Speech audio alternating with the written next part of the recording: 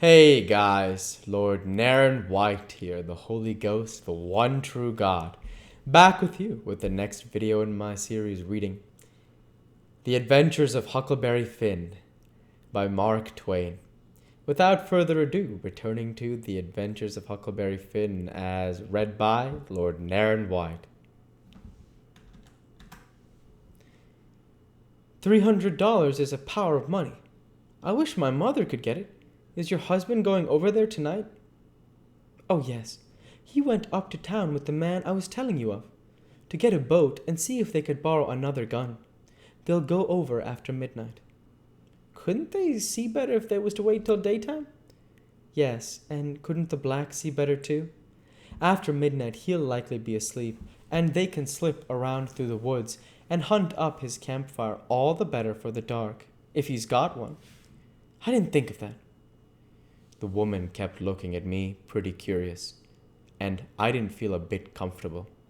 Pretty soon she says, "What did you say your name was, honey? Mary Williams?" Somehow it didn't seem to me that I had said Mary before. So I didn't look up. Seemed to me. I said it was Sarah, so I felt sort of cornered, and was afeared maybe. I was looking it, too. I wished the woman would say something more. The longer she sat, the uneasier I was. The longer she sat still, the uneasier I was. But now she says, "Honey, I thought you said it was Sarah when you first come in." "Oh, yes'm, I did. Sarah Mary Williams. Sarah's my first name. Some calls me Sarah, some calls me Mary." "Oh, that's the way of it." "Yes'm." I was feeling better then, but I wished I was out of there anyway. I couldn't look up yet. Well, the woman fell to talking about how hard times was, and how poor they had to live, and how the rats was as free as if they owned the place, and so forth and so on, and then I got easy again. She was right about the rats. You'd see one stick his nose out of a hole in the corner every little while. She said she'd have to have things handy to throw at them when she was alone, or they wouldn't give her no peace. She showed me a bar of lead twisted up into a knot, and said she was a good shot with it generally, but she'd wrenched her arm a day or two ago, and didn't know whether she could throw true now. But she watched for a chance, and directly banged away a rat, and she missed him wide, and said, "Ouch!" It hurt her arm so. Then she told me to try for the next one. I wanted to be getting away before the old man got back, but of course I didn't let on. I got the thing, and the first rat that showed his nose I let drive. And if he'd stayed where he was, he'd be a tolerable sick rat. She said that was fine, first rate, and she reckoned I would hive the next one. She went and got the lump of lead and fetched it back, and brought along a hank of yarn which she wanted me to help her with. I held up my two hands, and she put the hank over them, and went on talking about her and her husband's matters. But she broke off to say, "Keep your eye on the rats. You better have the lead in your lap handy." So she dropped the lump into my lap just at that moment, and I clapped my legs together on it, and she went on talking. But only about a minute. Then she took off the hank and looked me straight in the face, and very pleasant, and says, "Come now, what's your real name?" What, Mum? What's your real name? Is it Bill, or Tom, or Bob, or what is it?" I reckon I shook like a leaf, and I didn't know hardly what to do, but I says, "Please don't poke fun at a poor girl like me, Mum. If I'm in the way here, I'll—" "No, you won't. Set down and stay where you are. I ain't going to hurt you, and I ain't going to tell on you neither. You just tell me your secret, and trust me. I'll keep it. And what's more, I'll help you. So my old man if you want him to. You see, you're a runaway apprentice, that's all." It ain't anything. There ain't no harm in it. You've been treated bad, and you made up your mind to cut. Bless you, child. I wouldn't tell on you. Tell me all about it now. That's a good boy. So I just said I wouldn't be no use to try to play it any longer, and I would just make a clean breast and tell her everything. But she mustn't go back on her promise. Then I told her my father and mother was dead, and the law bound me to a mean old farmer in the country 30 mile down the river. And he treated me so bad I couldn't stand it any longer. He went away to be gone a couple of days, and so I took my chance and stole some of his daughter's old clothes and cleared out. And I had been 3 nights coming the 30 miles.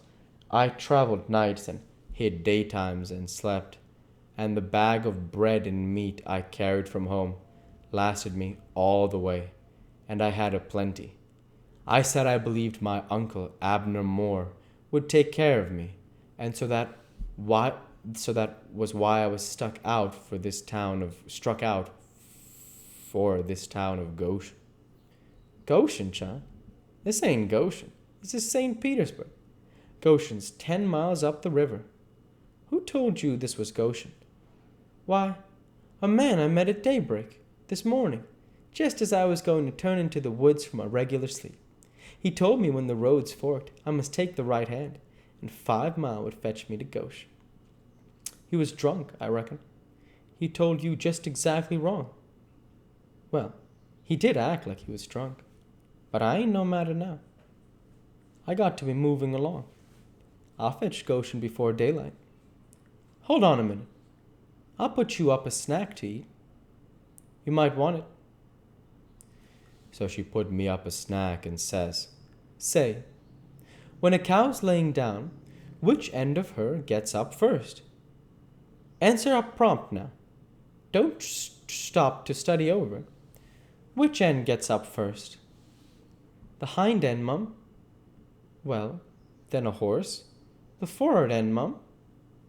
Which side of a tree does the moss grow on? North side. If 15 cows is browsing on a hillside, how many of them eats with their heads pointed the same direction? The whole 15, Mum. Well, I reckon you have lived in the country. I thought maybe you were trying to hocus me. What's your real name now? George Peters, Mum. Well, try to remember it, George. Don't forget, and tell me it's Alexander before you go. And then get out by saying it's George Alexander when I catch you. And don't go about women in that old calico. You do a girl terrible poor, but you might fool men, maybe. Bless you, child. When you set out to thread a needle, don't hold the thread still and fetch the needle up to it. Hold the needle still and poke the thread at it. That's the way a woman most always does. But a man always does the other way. And when you throw at a rat or anything, hitch yourself up a tiptoe and fetch your hand up over your head as awkward as you can. And miss your rat about 6 or 7 foot. Throw stiff-armed from the shoulder, like there was a pivot there for it to turn on. Like a girl, not from the wrist and elbow, with your arm out to one side, like a boy. And mind you, when a girl tries to catch anything in her lap, she throws her knees apart. She don't clap them together, the way you did, when you catched the lump of lead. Why, I spotted you for a boy when you was threading the needle, and I contrived the other things just to make certain. Now trot along to your uncle, Sarah Mary Williams George Alexander Peters, and if you get into trouble, you send word to Mrs. Judith Loftus, which is me, and I'll do what I can to get you out of it.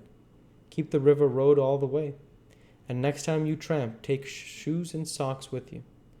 The river road's a rocky one, and your feet will be in a condition when you get to Goshen, I reckon. We'll go ahead and stop there for this week. As usual, I want to say thank you for watching, and I hope you enjoyed. please like, comment, and subscribe, as it greatly helps the channel. Light be with you all. Take care, and thanks again.